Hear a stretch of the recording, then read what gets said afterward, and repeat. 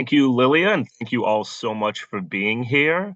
Before I steal your screens and go through the presentation, just some facilitator notes. If for whatever reason I'm speaking too quickly, any of our great translators or captioners can feel free to interrupt me at any time. If there's any tech issues, Lilia, as always, please feel free to interrupt. Now, you can use the chat function while I'm speaking, though once I start presenting, I won't be able to see it. So if there are any specific questions, it might just be better to hold off to the end, and I will stick around as long as you all need me to help clarify any of the questions you might have throughout the municipal ADA application process. And now we can begin the presentation.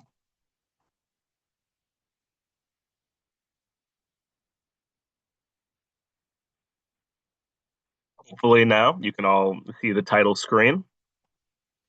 And welcome. And the Municipal ADA Improvement Grant is managed by the Massachusetts Office on Disability. I'm sure many of you are familiar with our work, but we are here to provide information, guidance, training on disability-related civil rights and obligations.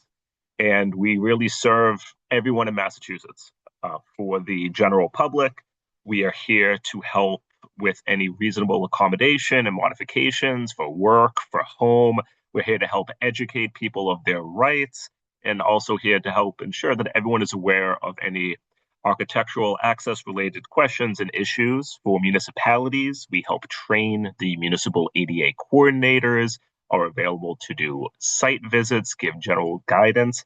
And of course, we help give guidance overall to the many different offices within the executive branch for ADA compliance. For something a little bit more granular and specific, we also do direct assistance through our client assistance program. People who are working with Massability, the Massachusetts Commission on the Blind, working with the Centers of Independent Living. We are really to help guide throughout those services.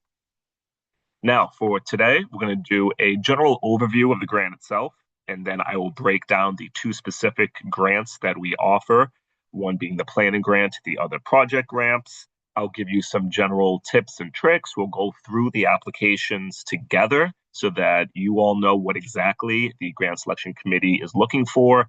And of course, I will be here to answer any direct questions. Now, the Municipal ADA Improvement Grant started in 2017 with the intention of ensuring that municipalities are meeting all of their Title II obligations as directed and laid out by the Americans with Disability Act. Now, this program uses what I call a reimbursement funding model, where should your application be accepted and approved, we work with you throughout the year to make sure that the project is ongoing and meeting all of the obligations you need to make in terms of how the contract is laid out.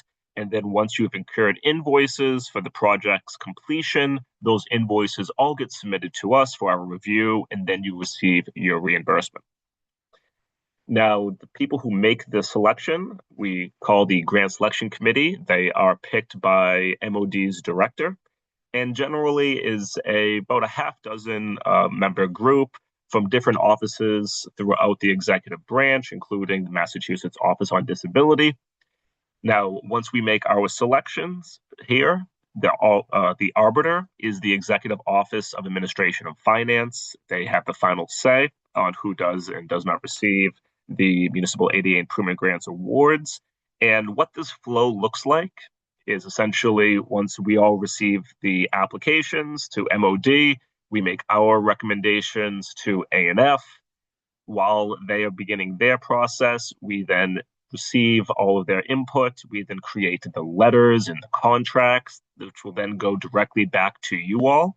It will be sent to your chief executive, the person who has signature powers to make contracts with the state. We use the Adobe Signed platform, so these contracts go very quickly. Once you are alerted, if you have been successfully awarded, you will end up receiving the contract within 24 to 72 hours. And as soon as we get that back to us, we then sign it, and then you can begin the work, begin incurring eligible invoices. Now, the two different types of grants, the first being a planning grant, This is specifically only for applicants that are looking to update or create a self-evaluation and transition plan. And if you are unfamiliar with what that document is, don't worry, I will go through it a little bit in detail in a few moments. Now, the other types of grants that we offer are called project grants, and these are the capital improvements. They are there to remove any architectural barriers of access. And I'll also break through some of the many examples of projects that we have funded over the past few years. Now, in order to be eligible, you need to either be a municipality within Massachusetts. The property itself needs to be owned by the municipality in some circumstance or situation. If there are any confusion over eligibility, please don't hesitate to reach out. And outside of municipalities, school districts and housing authorities are also eligible for this grant. And while that does cover quite a bit of people, we do realize that many entities are left out of this, meaning if it is private property, if it is privately owned, if it is owned by a nonprofit, these are all unfortunately ineligible and cannot receive any funding through this grant program. Now, you need to be in accordance with all Massachusetts general laws, and that includes the MBTA Communities Act. And I'm sure many of you are familiar with this. It's been in the headlines for a few years now. And your municipality's eligibility is not determined by MOD, but is determined by the Executive Office of Housing and Livable Communities. If you are unsure if your municipality is or is not in compliance, I highly recommend you go to the Executive Office of Housing and Livable Communities website. They have an entire page dedicated to the MBTA Communities Act, and you can go to the bottom of that page to research and look at your municipality.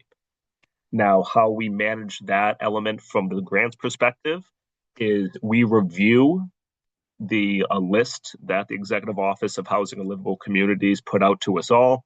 And once I receive all of the applications as part of the screening process to make sure that you have all of the eligibility requirements done, I will review that list. If you are found to be out of compliance, then that means that your application will not be reviewed by the Grant Selection Committee. Now, if you are in compliance, then it will be reviewed.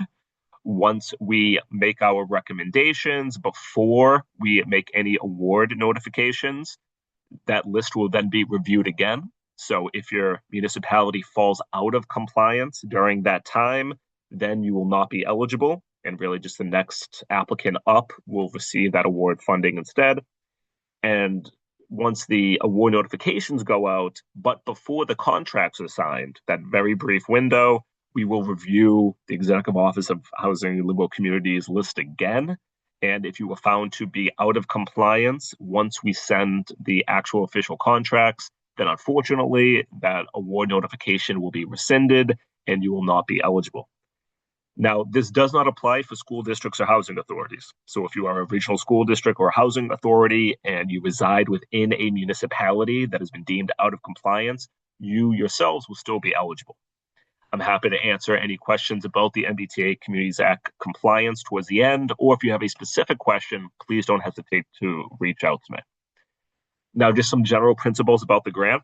There is a max grant award of $250,000, and that is per municipality. So if one municipality sends 5 different applications, maybe the grand total is $500,000 in requested funding, we will only be able to award up to that $250,000. Now, these do not need to be matching. You do not need to provide any alternative funding sources.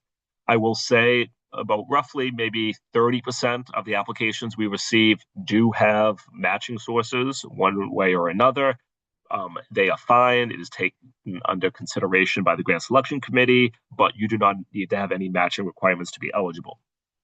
And the most important thing is that because this comes out of the capital budget, it needs to fit within the fiscal year. And this application period is for fiscal year 27, meaning all invoices need to be dated after we sign the contracts, but before the end of the fiscal year, which for us will be June 30th, 2027.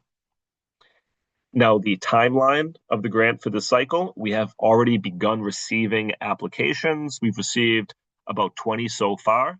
There is no advantage to applying early, and more often than not, people end up applying that final week or that final day.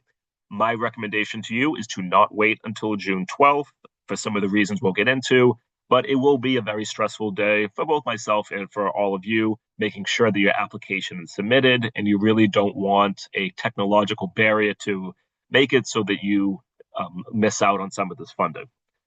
So we will continue to accept applications until the close of business on June 12th. We then take the summer with the grant selection committee to process and review all of these applications. We will then make our recommendations to the Executive Office of Administration and Finance come the early fall.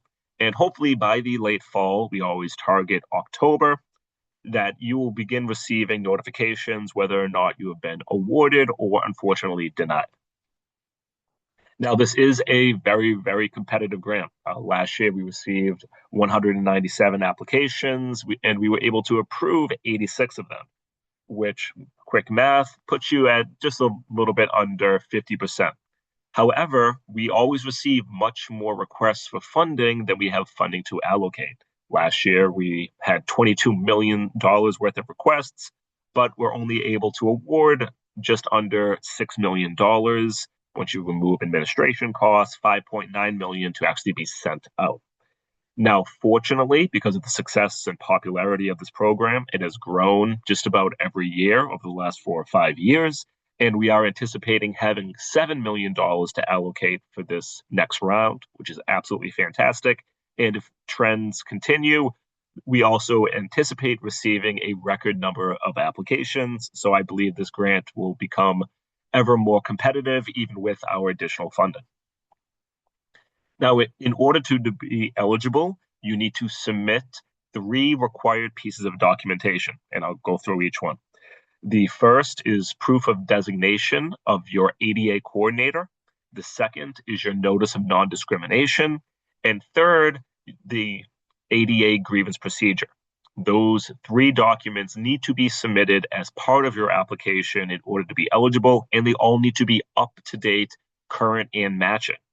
Whoever is your designated ADA coordinator should also appear on your notice of non-discrimination and your ADA grievance procedure, that person's name and contact information.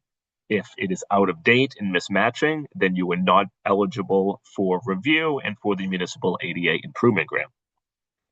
Now, for the designation of an ADA coordinator, you need to submit a form via MOD, and that form we will send out to you all. You can find it on the grant's website. There is a link just under how the steps to apply. Number 1 is about the eligible documents. Subsection of number 1 is how to submit your ADA coordinator.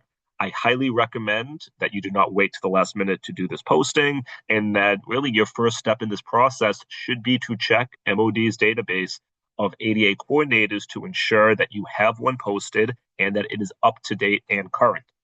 And as part of the application, you can do a screenshot, you can take a photo of this to see that it is properly uploaded, and I will review MOD's internal system just to double check to make sure that you have done this posting.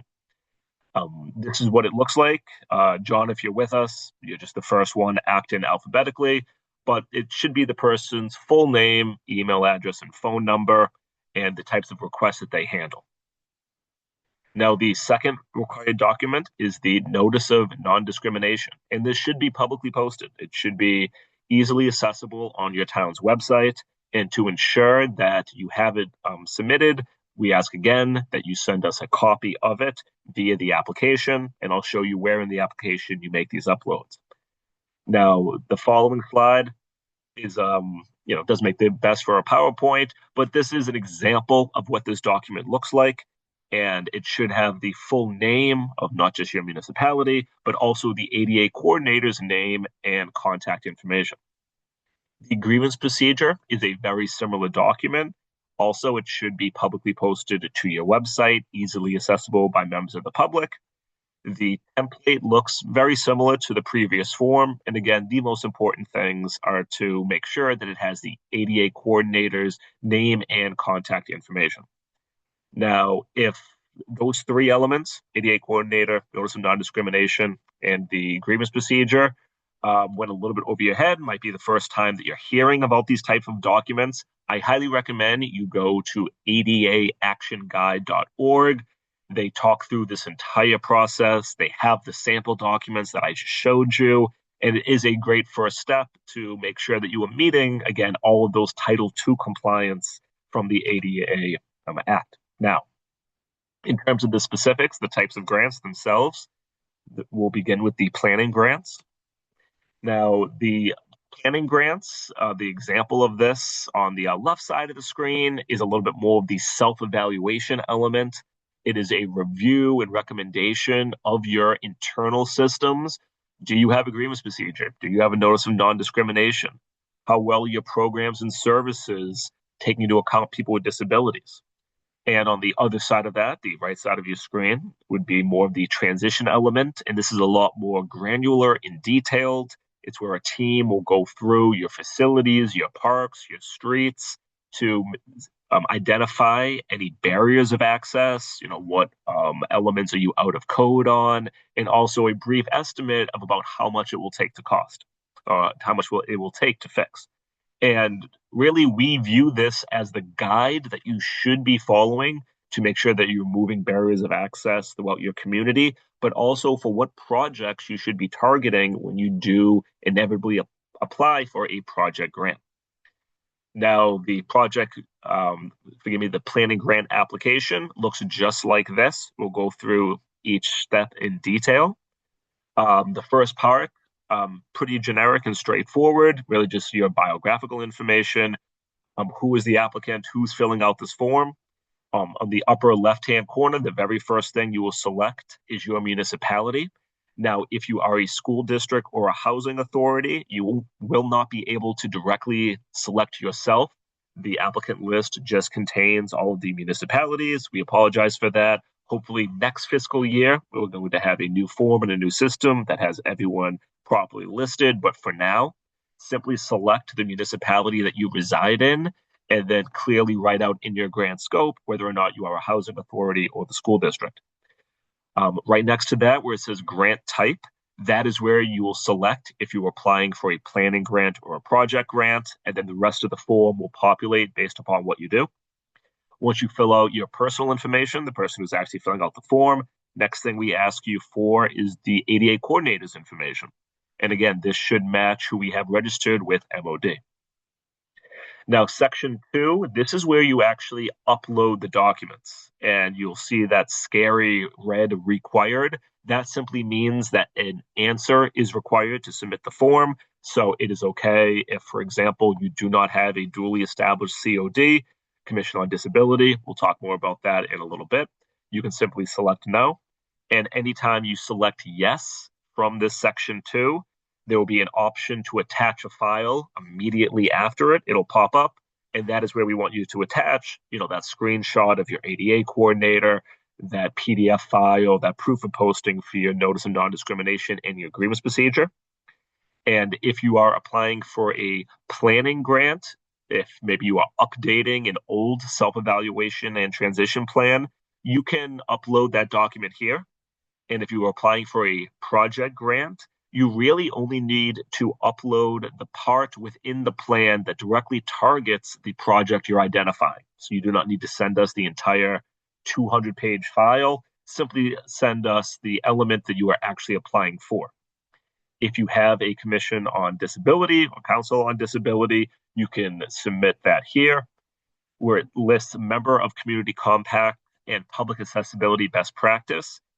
This was a former consideration. Now all municipalities are a member of the Community Compact. So while you can select yes for both, there is no more additional points or preference given to those communities because now everyone applies. Now, under section 3, this is where we actually start to write up your grant proposal. Under grant type, you can select if you are doing a difference between a self-evaluation and transition plan, though truthfully, just about every single time you are doing both. So you can simply select both. And more often than not, you are updating an older plan. So you can also check that box for update as well. Here is also where you will write the amount requested. and it is very important that you get that element right. Now, under the grant scope, here is where we really want to see the detail of why are you applying, what needs will this meet, in this case, a planning grant, what elements of the self-evaluation transition plan are you applying for? If you are looking at your facilities, what are those facilities? If you're looking at a review of those parks, what are those parks? This is where you really kind of lay out and explain to the grant selection committee why you should be awarded this funding. Now, where it comes to the renovation and construction history, if there is something major, for example, if there was a fire to your town hall and you're building a new one, or you just finished completion and now you wanted to have it formally reviewed, that is where you can kind of add this additional context and information. Your history, if you have been applying many times before for the municipal ADA improvement grant, if you have any matching funding, additional grant sources, this is where you can also give us that information. Now, the next section, you can give us your census data. This is just to help the grant selection committee get an idea of your municipality, of your population. Also, we want to see you list out your application team who is helping you write this. Is your town coordinator or administrator involved in this? Is your ADA coordinator? Is your commission on disability? Who is going to be part of the team, not just for this submission, but also to make sure that this element, this grant gets completed and done. Finally, simply signing your name. And at the very bottom, you'll see it kind of phased out. It says upload attachments. And I'll speak about this hopefully again. But once you upload those attachments from that section 2, I recommend just immediately going down to the bottom of the page and click upload attachments before you submit, before you write out the rest. That way, if there is a little bit of a bug, if there is a glitch, if for some reason the files are too large and it's not able to, you won't have lost all that work that you did.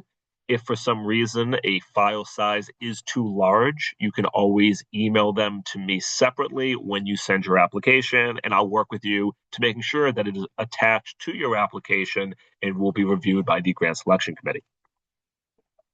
And so that covers our planning grants, and now we can get into project grants. Now, along with the required documentation for the planning grants that we discussed, you need to submit all of that, but then also your self-evaluation and transition plan. And as I said, we really just need the exact page numbers and the section that you are applying for as part of the grant itself. Now, while the planning grants just focus on the self-evaluation transition plan, project grants really run the gambit, and we want to award innovation and creativity in addressing barriers of access. Some of the most common types of grants that we fund are sidewalks, curb cuts, intersection improvements, ramps, lifts, elevators, entranceways, restroom renovations, web-based changes to your municipal website are absolutely part of the municipal ADA improvement grants. Accessible technology for hearing, viewing, everything and everything. The application itself is very similar, and in some sections are identical to the planning grant, though it is a lot more granular because there's just a lot more elements that go into a project. Now, sections 1 and 2 are the same, so there's no reason for us to review that again. But as you see for the section 3, we are asking a lot more specific detail. The first big change is after your grant scope, and that is really your central narrative. That is where the meat of your application should come in. We also ask you, is this project identified in your self-evaluation transition plan? This is where you'll select yes or no. You can help outline the specific section that it's a part of. If for some reason you are applying for a project grant that is not found in your self-evaluation plan, you can select no and then give some detail to the grant selection committee. Why is it that you're applying for this if it has not been identified? And as I believe I stated before, we really view these two different types of grants as a 1-2 punch. We want you first to have a freshly updated self-evaluation transition plan, and then the following year or the following few years, come back to us for project grant applications to help meet some of the big accesses barriers of access that have been identified within that plan. Now, once you've outlined that element, it goes to the cost estimate. And for your cost estimate, we really want to see a lot of detail, not just restating the amount that you are requesting, but how did you reach that number? How much of that is parts? How much of that is materials? How much of that is labor? Where did you get this cost estimate from? The more specific and granular you can be, the more it demonstrates that you are shovel ready, that you have thought through this, and that you will be able to meet the tight timeline of the grant. And that gets us into our next element. The timeline that you list here and the timeline for the grant should match up with the grant itself, meaning you're going to be notified sometime in the late fall. So you should not have listed here that you're going to begin work this current summer. If for some reason this is part of a multi-phase, multi-year capital investment, that is okay as long as the specific project that you are targeting falls within this fiscal year. And again, this is where you kind of lay all that information out for the grant selection committee. If there are any specific proposed uses, again, we want to see this in the grant scope as well, but you can further flesh out how this project will be used. Very similar, the staffing and maintenance plan, who's going to be doing the upkeep of this project once it's completed, any necessary renovation and construction history, any additional matching funding that we discussed earlier.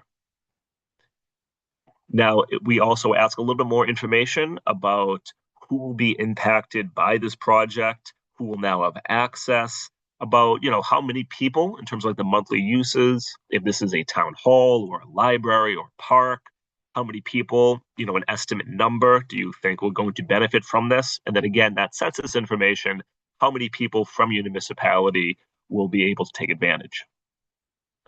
Some general tips, as I mentioned before. Upload those documents as soon as you have them attached, just to make sure that they are successfully submitted. Once you fill out the rest of the application and you click submit, give it a moment, don't quickly exit out. You will see a page on your screen flash that says thank you for your submission. But most importantly, you will receive an email within minimum of 15 minutes. If you do not receive that confirmation email, that means something went wrong and you probably did not have a successful submission. If you are worried that it wasn't submitted, please reach out to me. But if you did not receive that email, I can guarantee you it was not successfully submitted and you will unfortunately need to resubmit it, which is why I also highly recommend that you write up all of your answers to the application on a separate doc, a Google Doc, a Word document.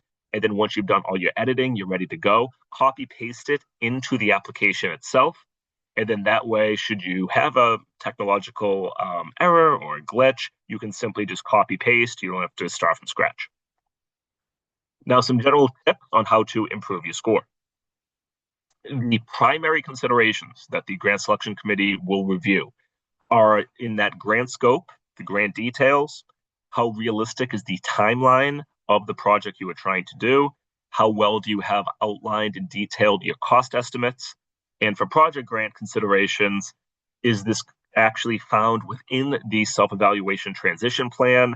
How updated is your self-evaluation transition plan? If you are applying for a planning grant, they will be given preference to those municipalities that have a document from, say, 1994.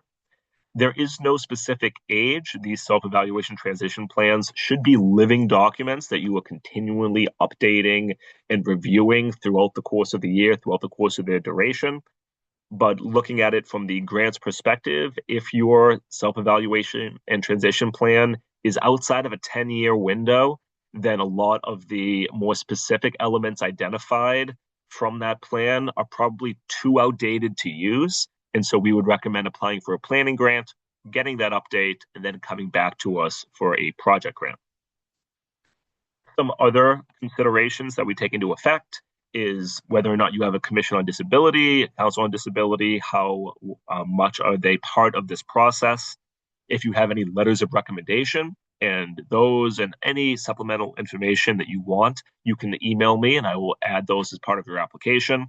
We also want to see letters of recommendation from your local representatives, from your state representatives in particular.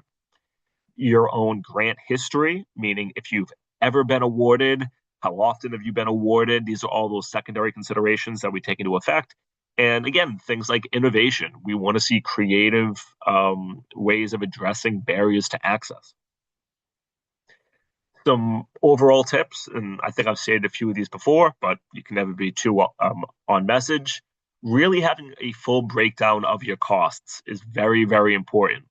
Unfortunately, because of the tight timeline of the grant itself, every year some people simply are just not able to complete the projects that they were hoping to. And so the grant selection committee really looks at how feasible and realistic is it that this applicant will be able to actually complete this project. And a good way of measuring that is how much work have they already done ahead of time? Do they already have those cost breakdowns? Do they know exactly who's going to be doing what and what needs to get done?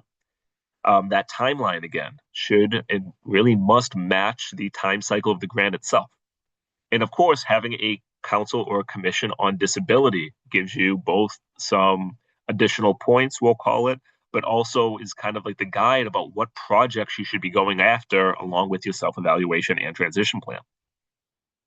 If you've never heard of a commission or a council on disability, we have resources on how to set these commissions up. They are incredible resources, not just for this grant, but for all things involving people with disabilities in your communities.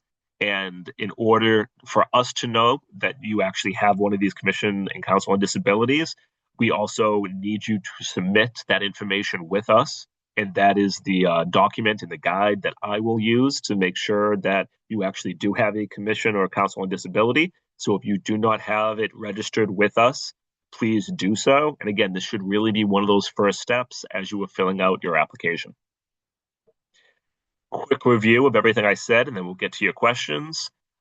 Cannot stress enough, the required documents must be up to date, must be properly submitted. If they are not, then your application will not be reviewed by the grant selection committee. So please make sure you have all required documentation.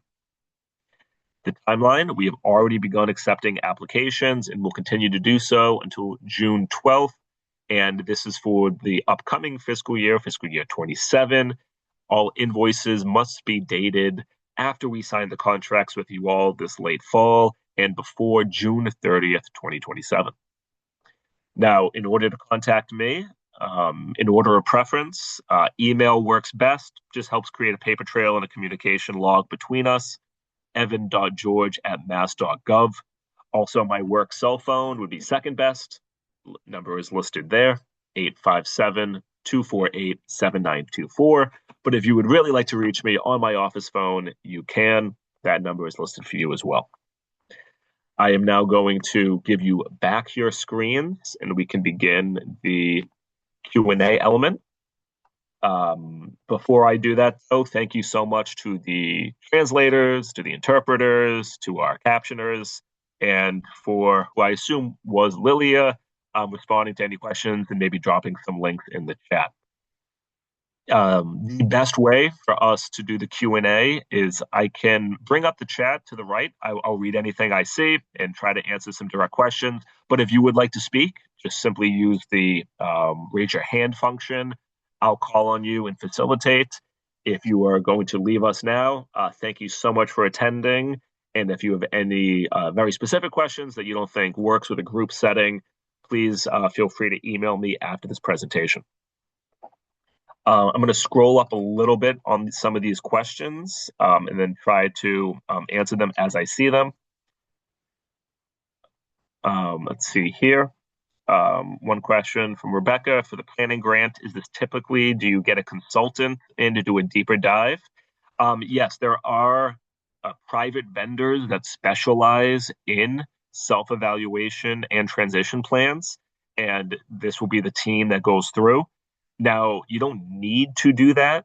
That ADA action guide does have for you some steps about how you conduct this review, but particularly, especially when you get into very granular elements, you do need to know the architectural access codes. And so there are specialists who do this, and these will be the people that will respond to your bid if or hopefully when you receive a notification that you've been awarded for a planning grant. Lindy asks questions for school districts. Would a school district list the municipality ADA coordinator or the school's ADA coordinator? Great question. You will be listing your own ADA coordinator. You will be providing your own notice of non-discrimination and grievance procedure. Same goes for housing authorities. Those Title II obligations have to do with you as well. And so you should have your own ADA coordinator, your own notice of non-discrimination, your own grievance procedure, and those should all be provided to MOD in the same system and also submitted as part of your application. Leah, forgive me if I'm mispronouncing that. How does grant history affect the score? So, for example, if you have never received a municipal ADA improvement grant, you are given just a very slight preference. Again, none of this is make or break. The biggest elements are how well of the details you have, your timeline, the cost breakdown. But we generally try to just give a slight advantage to newcomers, people who have never applied before, but also people who have applied many times and just were a little unsuccessful and fallen short. So is there Alexandria asks, is there a template for the budget? Unfortunately, no. These will kind of all look different depending on the project. They will all look different depending on how specific you are targeting your self-evaluation transition plan. Are you trying to do everything all at once? Are you breaking that down, maybe just the facilities, just the parks? So this is kind of really part of why you should be working with a team, doing a lot of background and research into creating, the best grant application that you can.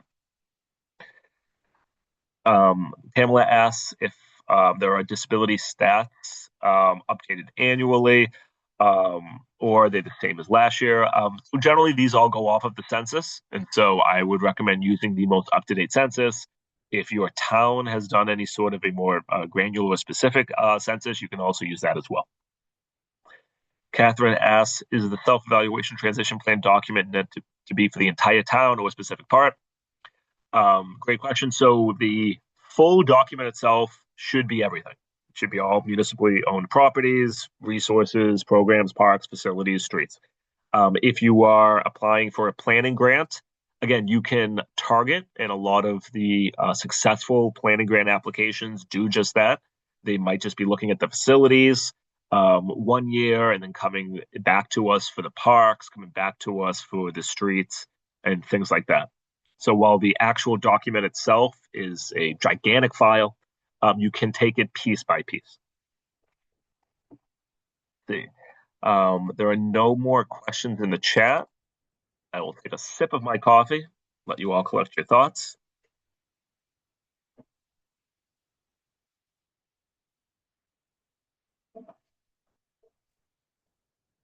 Okay. Could I ask a question? Oh, yes, you can.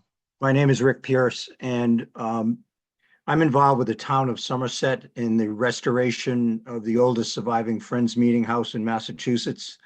We're currently working on the exterior restoration of the building, but soon we'll be turning to the interior. And obviously, we have significant issues about ADA compliance of the building.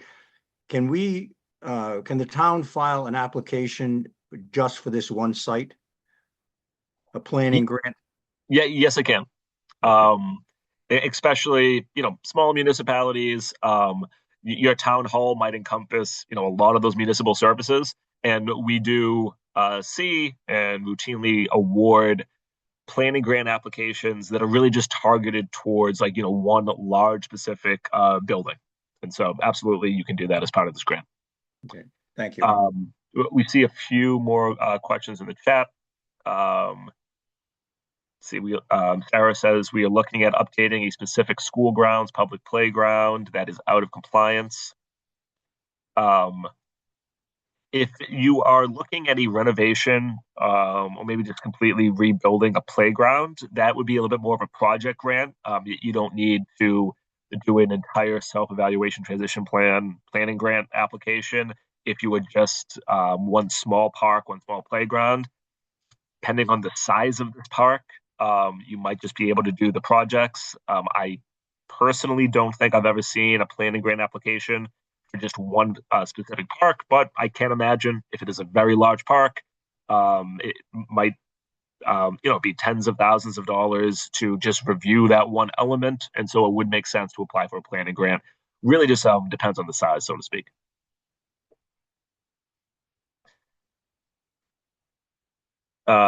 Manual says that their ADA coordinator is telling me I can answer no to the self-evaluation transition plan questions. Will that hurt our chances of funding? The answer is possibly. So if you are applying for a project grant, there is definitely given preference, meaning you are given additional points if the project that you are applying for is found and has been identified from your planning grant. Forgive me, from your self-evaluation transition plan. However, it is not a deal breaker. Every year we award project grants that were not identified. And really, the difference is the applicant's ability to answer the question why. Why was this project not found in the self-evaluation transition plan? Did something happen? And if you are able to clearly articulate, why is this not part of your plan and why you're applying for it, the grant selection committee does, again, routinely sometimes award those project grant because the applicant gave a very convincing answer as to why this is necessary and why it wasn't identified in the first place. Let's see. Consuelo says, we are looking at making a planning grant for our school website. I was late. Does the school need a self-evaluation transition plan? So regional school districts should have their own separate self-evaluation transition plan. If you are a municipal school district, it's possible that you are part of your municipality's self-evaluation transition plan. It's also possible that you have a separate document. You'll need to work with the school district itself to directly answer that question.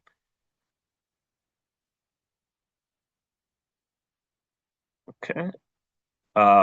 Just scrolling up a little bit, Catherine asked, just checking my understanding that the MBT Communities Act doesn't apply to all towns.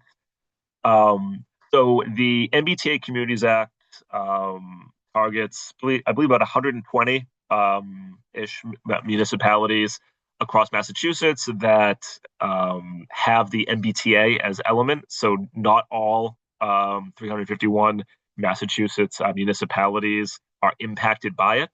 Again, if you are questioning, am I impacted by it? Where does my compliance stand with my municipality? Definitely go to the Executive Office of Housing and Livable Communities website. They will be able to specifically answer that question. Yeah. Rebecca asks if this recording will be available. Answer is yes, it will be. It'll be posted to our YouTube. Elizabeth asks, just to confirm, communities need a self-evaluation transition plan in order to receive funds for projects. The direct answer is no. However, you are given much more additional preference if you are applying for a project grant that has been identified within the self-evaluation transition plan.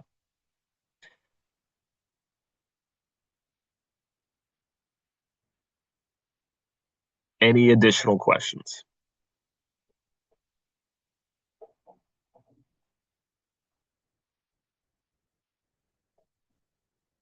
Okay, not seeing any. Again, please don't hesitate to reach out to me. I can't stress enough that I recommend not waiting until the last minute to submit your application. But if any questions arise between now and day of, I'll put my email again for everyone in the chat. So let's make sure that I give you the correct email address. Mass has 2 S's. Well, again, thank you all so much for attending. Thank you again to our interpreters, translators, captioners, and to the MOD team that's here that was helping me behind the scenes and setting this all up. Take care, everyone, and I hope you have a great rest of your day.